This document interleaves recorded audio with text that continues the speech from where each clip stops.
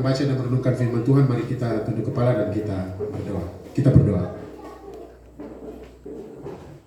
Allah yang kekal, Bapa yang kami sembah dan muliakan melalui dan di dalam nama Tuhan Yesus, kami mengucap syukur ya Tuhan, oleh karena kesempatan yang Tuhan beri bagi kami di saat ini untuk membaca dan merenungkan firman-Mu.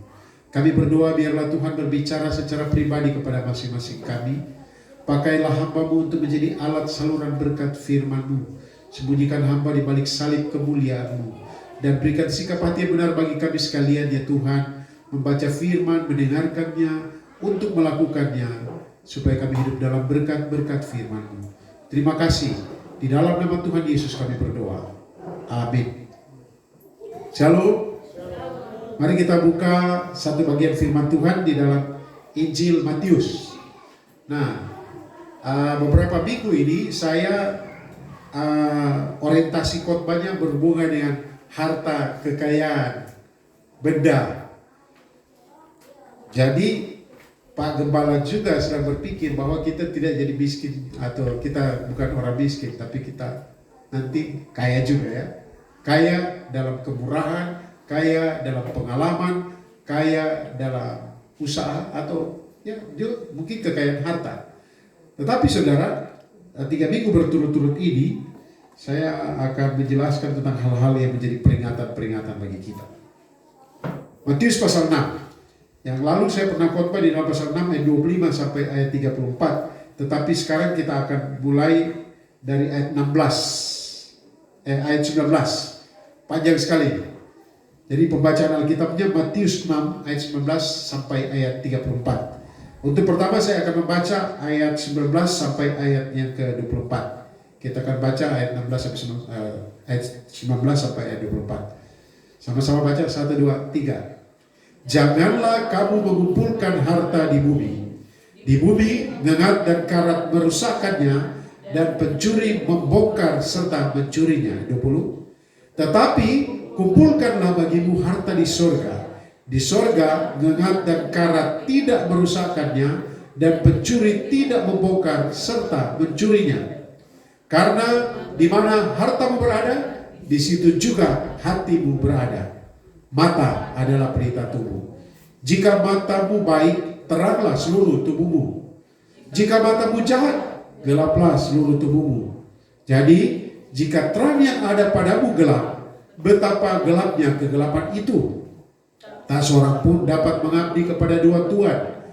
Karena jika demikian, ia akan membenci yang seorang dan mengasihi yang lain. Atau ia akan setia kepada yang seseorang dan tidak mengindahkan yang lain. Kamu tidak dapat mengabdi kepada Allah dan kepada Mammon. Nanti kita akan lanjut sebentar. Bapak Ibu Saudara yang saya kasih dalam Tuhan Yesus Kristus. Harta atau kekayaan atau uang adalah hal yang penting dalam hidup. Ya kan? Benar atau tidak? Benar. Sangat sedikit orang yang tidak suka dengan harta. Jadi siapa di sini yang tidak suka uang? Apalagi ada banyak untuk lunas kredit, ada perlu uang. Saudara-saudara saya kasih Tuhan, dengan harta, dengan kekayaan, dengan uang, kita dapat memenuhi kebutuhan hidup kita. Betul? Betul ya? Dengan harta, dengan uang, dengan kekayaan, kita bisa memberi sedekah seperti dalam pasal 6 ayat 1 sampai ayat 4. Bagaimana kita bisa memberi sedekah? Memberi sedekah itu artinya kita punya dan kita bagi ke orang yang membutuhkan. Itu sedekah. Bagaimana kita bisa berbagi kalau kita tidak punya? Nah, jadi dengan harta atau dengan uang kita bisa memberi sedekah, itu pasal 6 ayat 1 sampai 4. Tetapi tidak sedikit orang yang jatuh, tidak sedikit orang yang terseret dalam dosa karena cinta akan uang. Jadi saya mau beritahu dulu hal ini ya. Harta, uang, benda itu tidak berdosa. Uang tidak dosa, tapi cinta akan uang itu dosa. Ya, bahaya, sangat bahaya. Ada ancaman terhadap kesetiaan akan Tuhan bisa terjadi jika kita salah bersikap berhubungan dengan harta, berhubungan dengan uang. Jadi kalau bilang begini, Pak Gembala ini khotbah untuk apa? Saya membayangkan Bapak Ibu Saudara nanti jadi memiliki harta, memiliki kekayaan. Dalam bayangan itu, firman Tuhan ingin ingatkan supaya kita berhati-hati. Dan di Alkitab ada banyak orang yang kaya. Abraham kaya kan tidak? Kaya. Siapa lagi? Yakub kaya, Ishak kaya. Ayub kaya. Gitu? Tapi di dalam perjanjian baru, Yesus banyak kali atau beberapa kali memakai perumpamaan tentang orang kaya. Kemarin kaya tapi bodoh. Tapi ada juga Lazarus dan orang kaya tapi tidak percaya. Bukan berarti Alkitab perjanjian baru itu tidak suka dengan kekayaan, tidak. Nah, hanya saudara, kekayaan itu atau tidak sedikit orang yang akhirnya terseret jatuh karena uang, karena cinta akan uang, karena kekayaan. Ada ancaman tentang kesetiaan kita kepada Tuhan berhubungan dengan ini. Saudara-saudara, karena itu tema atau judul khotbah saya adalah sikap yang benar terhadap harta, sikap yang benar terhadap kekayaan, sikap yang benar terhadap uang. Kita harus mempunyai sikap yang benar terhadap harta. Kita harus mempunyai sikap yang benar terhadap kekayaan atau uang. Pertanyaannya, bagaimana seharusnya kita bersikap terhadap semua hal yang berkaitan dengan harta, dengan kekayaan, dengan uang, yang berhubungan dengan kebutuhan jasmani? Bagaimana harusnya kita bersikap? Saudara-saudara, berdasarkan Matius 6 ayat 19 sampai 34, kita akan belajar 3 sikap yang seharusnya kita miliki. 3 sikap yang harusnya kita punyai berhubungan dengan harta, berhubungan dengan kekayaan, berhubungan dengan uang, atau hal-hal yang sifatnya jasmani, bukan kebutuhan jasmani. Mari kita lihat sikap yang pertama. Perhatikan ayat 19 sampai 21. Kita lihat ayat 19 sampai 21. Yang pertama, kita harus membuat prioritas yang benar. Sekali lagi, kita harus membuat prioritas yang benar. Artinya, kekayaan, harta, atau uang itu penting, tetapi bukan yang terpenting, bukan yang paling penting. Kita harus buat prioritasnya. Saudara-saudara, untuk membuat prioritas itu, kita harus benar-benar menyadari bahwa harta, ada dua macam harta kalau dalam pembacaan kita. Ada harta surgawi, ada pula harta duniawi. Ada harta yang sifatnya kekal, ada harta yang sifatnya sementara. Nah, setelah kita tahu tentang kedua hal ini, ada harta duniawi, ada harta surgawi, ada harta yang sifatnya kekal, ada yang cuma sementara. Yang sementara itu ya mudah terbakar, mengatakan karat, itu sementara. Nah, ketika kita mengetahui hal itu, maka kita harus membuat prioritas yang benar. Saudara-saudara, apa itu? Kita harus memprioritaskan harta atau kekayaan surgawi, bukan yang duniawi. Kita harus memprioritaskan yang kekal, bukan yang sementara. Memang ada orang bilang begini, ada yang jasmani, ada yang rohani, ada yang duniawi, ada yang rohani. Tapi sebenarnya tidak ada, semua rohani kalau di kita. Cuma bagaimana kita bersikap di situ. Nah, saudara-saudara yang saya kasih Tuhan Yesus Kristus. Artinya begini, kalau kita melihat secara menyeluruh pasal 6 itu, kalau kita lihat ayat 1 sampai 18, berbicara tentang hubungan dengan Tuhan. Hal-hal yang sifatnya rohania, dalam tanda petik ya. Coba kita lihat, pasal 6 yang pertama ayat 1 bicara tentang memberi sedekah. Memberi sedekah supaya dapat upah dari Bapa. Dan upah itu berarti harta surgawi atau bukan? Harta surgawi itu? Iya. Kemudian yang kedua, hal berdoa. Ini bicara tentang berdoa, hubungan dengan Bapa. Ini hal-hal yang sifatnya rohania. Walaupun juga nanti sebentar yang jasmani kita miliki juga harusnya itu rohania. Yaitu tentang berdoa. Di dalam doa itu diumpamakan juga tentang berkaitan dengan kebutuhan, meminta secara khusus ayat yang ke-11. Ayat 11. Berikanlah kami pada hari ini makanan kami secukupnya. Itulah sebabnya saya seringkali bergurau dengan Tinus. Kalau diambil agak banyak, saya bilang kau habis. Kalau kau tidak kasih habis, hati-hati kasihan untuk makanan. Jadi kalau kita ambil makanan itu, ambil pas untuk kita makan. Jangan ambil gunung, sisanya kasihan orang lain tidak makan. Kalau kita sama dulu itu, tidak tahu ya. Nasi satu saja kita makan, betul tuh, betul tidak ya? Apalagi kalau dengar kesaksian angkatan-angkatannya Pak Barnabas di kampung-kampung, itu kadang-kala Pak Pegaf 1 dia bersaksi, Dia sekolah hanya supaya bisa makan nasi. Dia pikir artinya nanti dia mendapat uang, dia bisa makan nasi. Coba bayangkan. Kalau kita makan tak buang. Nah, berikan kami makanan secukupnya. Jadi ada doa juga berkaitan juga dengan ini. Tapi ini hubungan dengan Bapa. Dan yang ketiga, saudara, hal berpuasa. Itu juga dikatakan kalau berdoa supaya dapat hal yang berkaitan dengan Allah melihat yang tersembunyi. Kemudian berpuasa juga. Tetapi apa ayat 17? Tetapi apabila engkau berpuasa, minyakilah kepalamu supaya jangan dilihat oleh orang bahwa engkau sudah berpuasa. Bapamu yang ada di tempat tersembunyi akan melihat. Nah, ini berkaitan dengan harta-harta surgawi. Nah, baru masuk di dalam ayat yang 11 sampai ayat yang ke-34 berkaitan dengan dalam tanda petik harta alami yang sifatnya duniawi. Walaupun sebenarnya bukan duniawi, tapi sifatnya jasmani. Sebetulnya penekanannya jasmani. Nah, saudara, jadi setelah kita tahu tentang hal ini, bagaimana kita bersikap berhubungan dengan harta, berhubungan dengan kekayaan, berhubungan dengan uang, atau kebutuhan-kebutuhan jasmani. Kita harus membuat prioritas yang benar. Kita harus menata prioritasnya. Kita harus menyadari bahwa ada yang sifatnya surgawi, ada yang sifatnya duniawi. Nah, duniawi ini adalah berkat Allah, sehingga kalau kita ingin ada investasi secara rohani, maka lihat pasal 6 ayat 1 dan 2. Kita harus tidak. Mari kita lihat ayat 19 ini ada beberapa terjemahan. Saya ada lihat ayat 19 dulu. Kita lihat di sini pasal 6 ayat 19. Jangan kamu mengumpulkan harta di bumi. Cuma begitu toh. Tapi terjemahan lain tulis begini. Jangan menimbun untuk dirimu sendiri.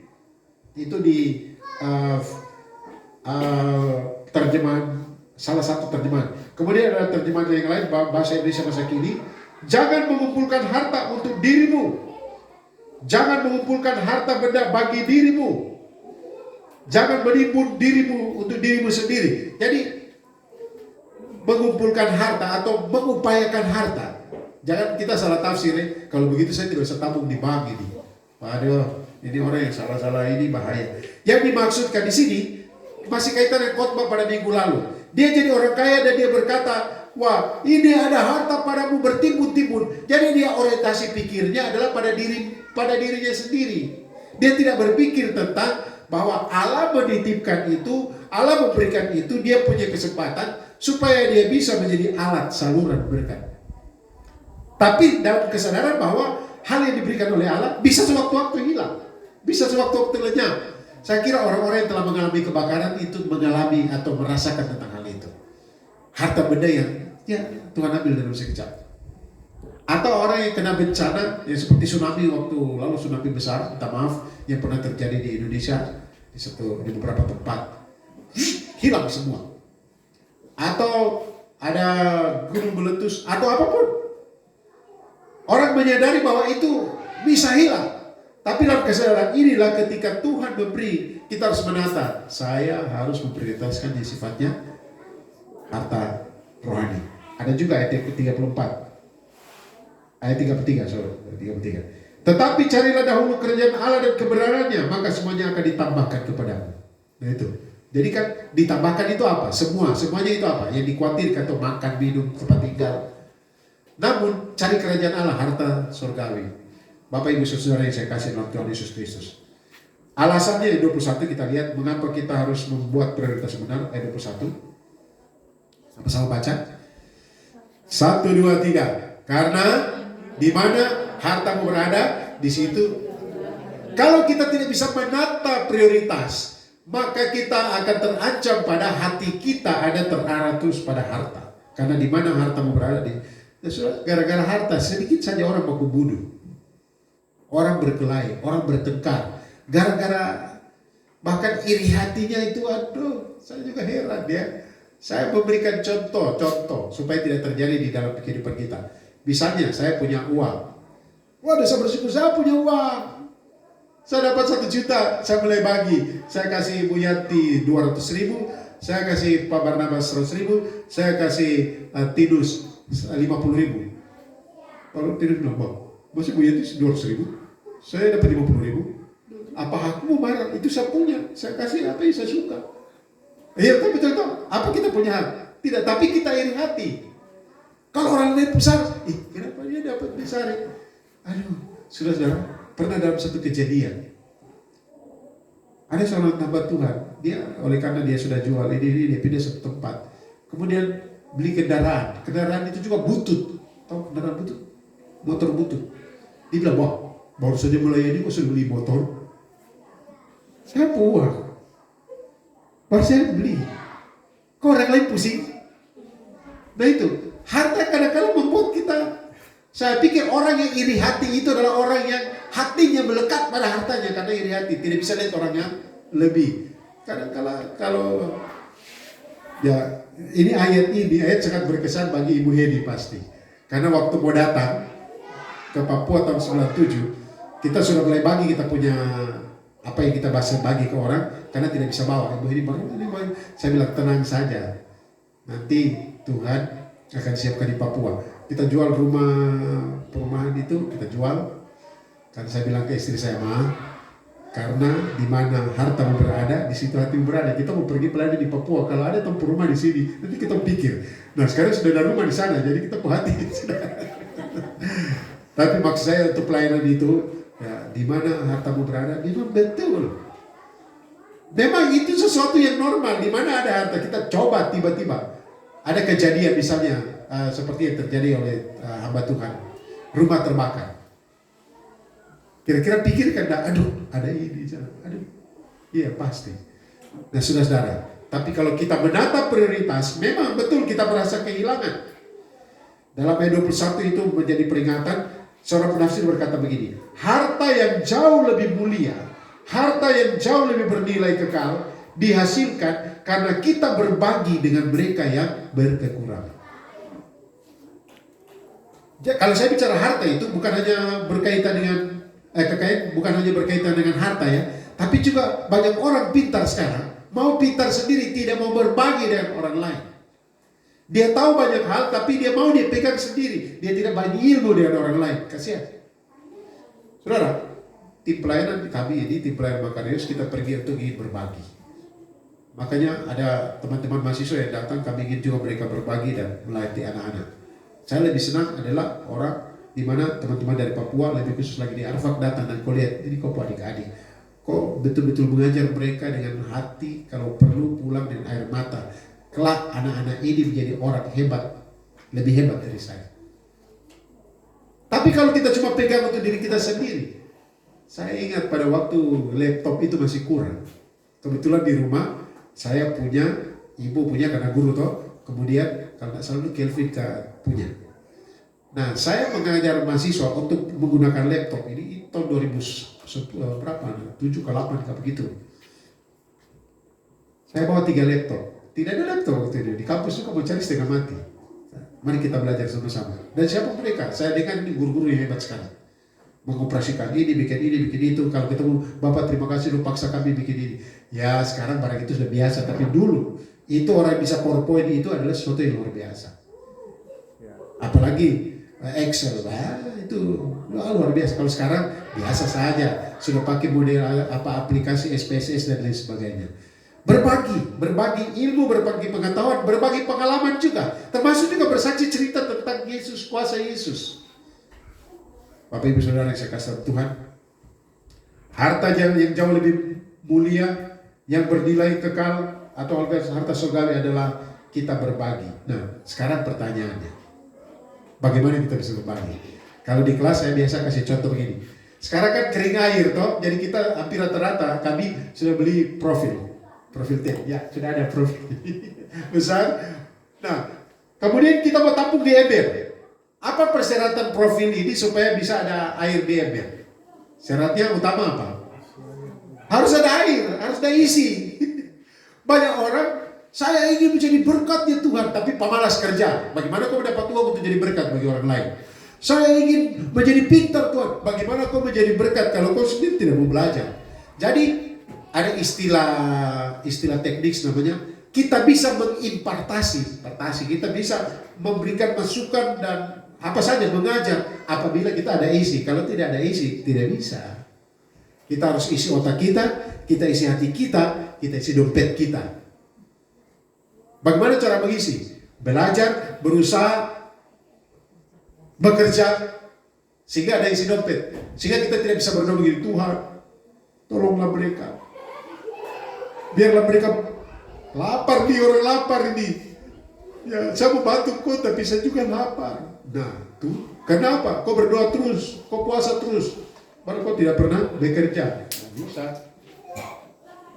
Tidak bisa seperti itu. Jadi saudara, mari kalau boleh kita ubah doa kita. Secara biasa kalau saya berdoa, Tuhan, pakailah saya untuk menjadi alat saluran berkat. Tuhan bilang, saya mau pakai kau. Ya betul, pakailah saya. Nah, saya mau pakai kau. Sekarang bagaimana? Kau bikin apa? Saya harus belajar, saya harus bekerja, saya harus berkarya. Karena harta termulia adalah kita berbagi kepada mereka yang berkekurangan. Nata prioritas ya. Kita harus paham ada dua harta. Harta duniawi dan surgawi. Kita utamakan yang surgawi. Kemudian ayat yang kedua, sikap yang kedua adalah memiliki sikap bahwa harta, memiliki sikap bahwa kekayaan, uang adalah hamba bukan tuan.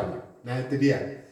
Jadi sikap yang kedua kita harus memahami, harus kita miliki, yaitu kita harus paham betul, kita harus memiliki sikap betul, harta, kekayaan, uang adalah hamba bukan tuan. Artinya apa? Harta ditempatkan sebagai hamba dan alat, bukan sebagai tuan dan yang terutama. Uang itu alat saja.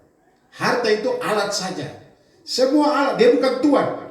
Mengapa? Karena jika harta tidak ditempatkan sebagai hamba, jika harta tidak ditempatkan sebagai alat, maka harta kekayaan atau uang akan menjadi tuan dan kita menjadi budaknya. Sehingga aduh, saya bikin ini lagi supaya dapat ini. Pernah terjadi, saya pernah cerita mungkin di sini. Satu kali kamu pergi ke gereja, saya kunjungi, baru saya bilang, ini gereja ini kenapa kosong? Katanya jemaat banyak, sekian orang. Aduh Bapak, Pak Gembala, ada jaga burung. Kenapa jaga burung? Dompu padi-padi ini, nanti kalau tidak jaga, dua burung aja. Saya bilang begini, berdoa dan sungguh-sungguh bilang, Tuhan kirim malaikat tuh jaga. Saya mau beribadah. Saudara, kadang-kala kita harus begini, karena mengejar kekayaan, bahkan merelakan integritas kita atau moralitas kita digadaikan hanya karena mendapat uang. Termasuk juga bukan hanya uang, kan ini harta juga.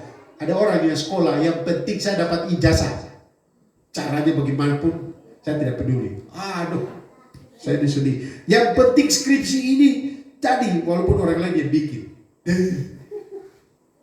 Waduh, karena saya guru jadi saya bicara tentang hal-hal seperti itu. Bapak Ibu Saudara yang saya kasih dalam Tuhan Yesus Kristus, kita harus taruh di dalam hati kita dan berkata, harta, engkau itu adalah alat, engkau adalah budak, tuannya saya. Mari kita perhatikan ayat 22 sampai ayat 24. Kita baca ayat 22 sampai ayat 24.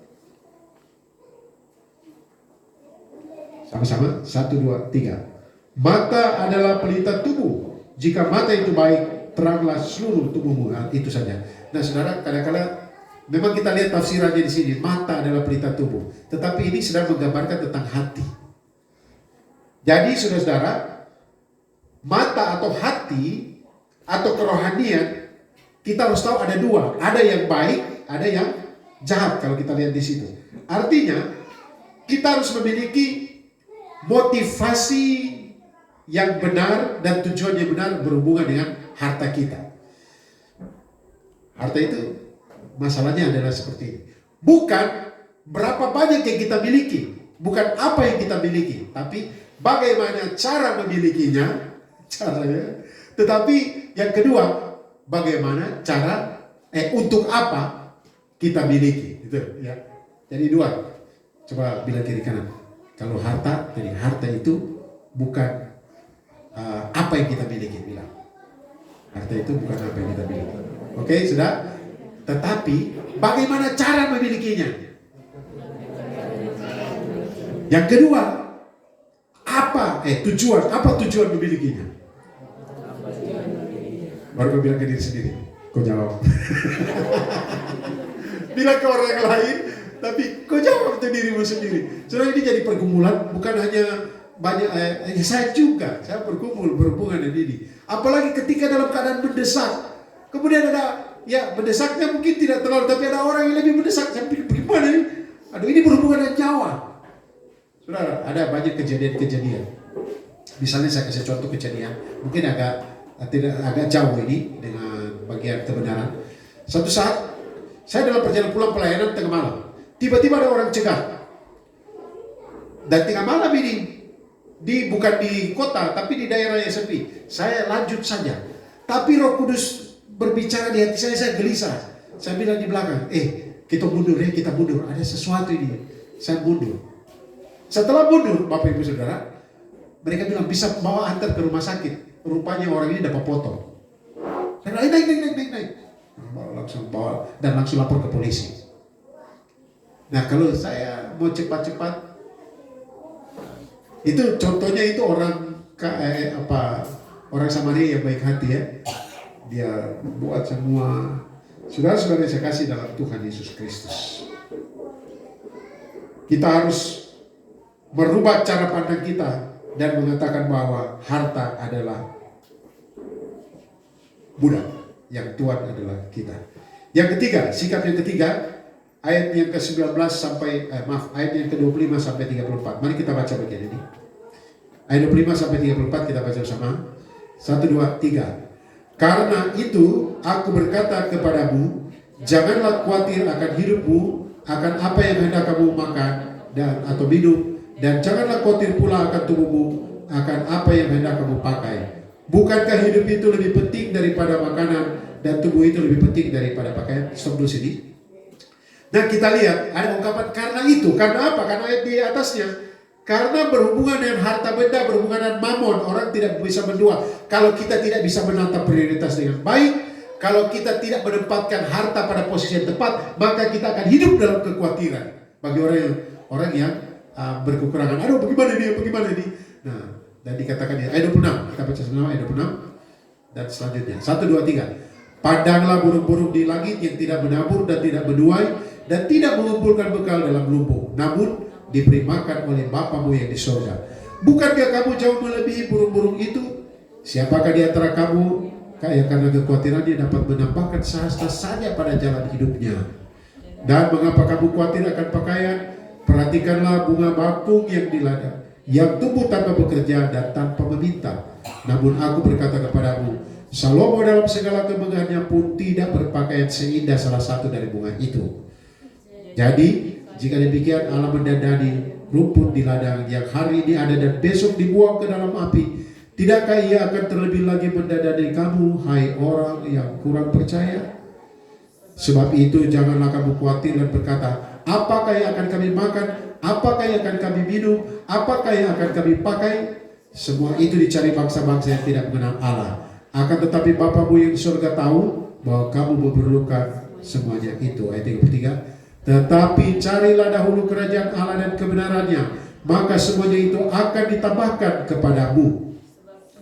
Sebab itu janganlah kamu khawatir akan hari besok, karena hari besok mempunyai kesusahannya sendiri.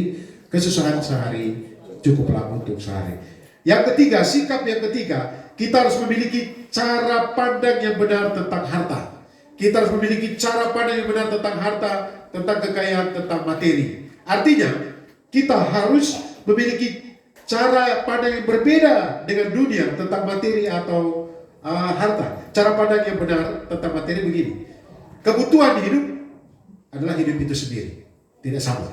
Kalau dunia bilang, kebutuhan hidup itu sendiri. Orang kaya, wah itu dia hidup.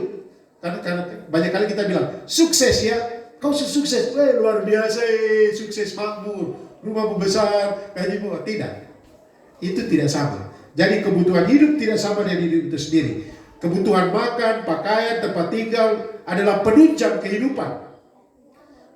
Saya lihat ada banyak orang yang hidupnya, saya nonton di televisi kan, suami istri mereka pensiun. Waktu pensiun, mereka tinggal di hutan dan buka kebun. Dan mereka senang, rumah gubuk. Saudara-saudara, yang penting adalah hidup, adalah jiwa, dikatakan di sini. Yang lebih penting adalah hidup, jiwa, keselamatan. Itu yang terpenting. Itu harta surgawi adalah keselamatan.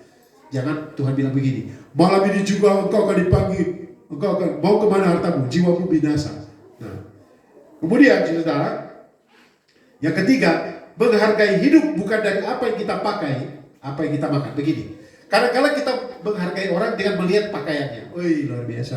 Oh, suku batik Papua Sutra lagi. Dia pakai cakar bongkar. Saya itu hobi cakar bongkar juga. Apalagi dulu kalau ke Manado itu cari sepatu, cari yang paling murah di dunia tapi yang bagus. Dapat bagaimana ya? Murah tapi bagus. Tapi hampir selalu Desember saya dapat. Saya selalu target 100.000 sepatu bagus. Cari-cari di mall. Ada korting 75%. Setelah 75, korting 50% per dia. Beli. Sampai di rumah lihat, ya Mama Yo ada sobek sedikit. Tapi saudara, saya kasih Tuhan, banyak orang menilai dari apa yang dia pakai, ya toh? Wah, itu hebat. Orang juga menilai dari mana dia tinggal. Orang juga melihat dari apa yang dia makan, ya. Banyak orang yang banyak uang, makan sana, makan sini, makannya stroke. Saudara-saudara, apa yang kita pakai, apa yang kita makan, di mana kita tinggal, itu tidak menentukan nilai hidup kita. Nilai hidup kita tergantung kepada hubungan kita dengan Tuhan. Bapamu pelihara. Ya Pak? Jadi kita harus punya cara pandang yang benar. Dunia bilang begini, tapi kita bilang tidak. Kalau begitu Bapak kita tidak bisa beli baju bagus. Yang bilang itu siapa? Yang dibilang di sini, nilai hidup kita sama. Yang pakai baju 1 juta sama dengan pakai 50.000. Nilainya sama. Dulu saya pergi ke sekolah Bapak Ibu Saudara, saya terus cerita begini juga, tapi itu sepatu itu sampai dia sobek di depan itu sebegini. Cari aja. Bukan hanya sekolah SD, tapi sampai kuliah juga. Aduh, baju cuma itu berapa, kemudian saya angkat sampai sepatu sobek. Saya angkat begini. Bapak di sawah-sawah ini, di Jogja, di Kalasan. Bapak coba lihat sampai sepatu Kak. Wah, luar biasa, Tuhan jawab. Besoknya dapat sepatu yang ada cap di bawah ABRI, Angkatan Bersenjata Republik Indonesia. Aduh. Jadi teman saya kasih, Dolfi kamu suka sepatu? Suka. Sudah tahu, dia kasih sepatu yang mahal, yang kuat luar biasa. Ada tulis ABRI di situ. Dan bahkan saya pakai sampai menikah dengan nona tercantik di dunia. Pakai sepatu pemberian karena, ya. Tapi tetap saya bernilai. Ibu Hedi telah bilang, ya ini yang luar biasa, yang paling top ini sudah. Walaupun tidak tahu, kacamata dikasih orang besar lagi, saya pakai kacamata besar. Orang kasih, jadi kemudian sepatu juga, Mama Yo tebal baru panjang. Tapi sebenarnya nilai saya tetap Dolfi Rata. Waktu itu sarjana teologi, bukan berarti sarjana teologi tambah nilai. Nah, pikir begini lagi, aduh, sudah S1 berarti nilainya tambah lagi, S2 tambah lagi, apalagi sudah S3. Maka cewek-ceweknya kok tambah-tambah gelar, S1 cukup menikah dulu. Berarti tambah lagi, tambah. Karena dunia menilai seperti itu, kalau kita tidak. Saudara-saudara yang saya kasih dalam Tuhan Yesus Kristus, intinya adalah mendahulukan kerajaan Allah, kebenarannya, dan percaya bahwa Allah yang memenuhi kebutuhan-kebutuhan materi kita. Karena itu utamakan sang pemberi daripada pemberian. Itu saja. Bagaimana kita bersikap? Pertama kita harus menata prioritas. Kita harus atur prioritas kita. Prioritas yang benar, yaitu harta surgawi. Kalau Tuhan beri, jadilah anak selalu berkat. Yang kedua, harta itu adalah Tuhan atau budak. Kita Tuhan, kita yang punya. Sama dengan parfum itu kita yang pakai, bukan parfum yang pakai kita. Sama ya. Harta kita yang pakai, bukan harta pakai kita. Yang ketiga adalah kita harus memiliki cara pandang yang benar, yang berbeda dengan dunia. Harta itu tidak menentukan nilai saya. Nilai saya ditentukan oleh hubungan saya dengan Tuhan. Apalagi Sang Pencipta, sekarang saya panggil Bapa. Karena itu carilah dahulu kerajaan Allah dan kebenarannya. Semuanya itu, kalau Tuhan memberikan, itu cuma tambahan saja. Tuhan berikan gelar, itu tambahan. Tuhan berikan harta, itu cuma tambahan saja. Yang terutama adalah cari kebenaran Allah, kerajaan Allah dan kebenaran. Amin. Mari kita berdoa, bersyukur untuk firman Tuhan. Segala puji, hormat, dan sembah hanya bagi-Mu ya Tuhan, yang beri kesempatan bagi kami merenungkan kebenaran firman-Mu. Tolonglah kami Bapa untuk memiliki sikap yang benar berhubungan dengan harta, berhubungan dengan kebutuhan jasmani, berhubungan dengan keuangan. Tuhan tolong kami supaya kami sungguh-sungguh lebih mengutamakan Engkau sebagai sang pemberi daripada pemberian itu, tetapi juga menyadari bahwa kami adalah alat untuk menjadi alat saluran berkat-Mu. Kami berdoa biarlah Tuhan akan melimpah ruahkan kami dengan berkat-berkat yang luar biasa, baik berkat-berkat yang berkaitan dengan pengalaman hidup berjalan bersama dengan Tuhan, berkat-berkat berkaitan dengan pengetahuan kami, keterampilan, atau bahkan berkat-berkat jasmani bermoden kekayaan. Tuhan akan menolong kami menjadi alat saluran berkat-Mu. Terima kasih, kami bersyukur dalam nama Tuhan Yesus. Haleluya. Amin. Berikan kepada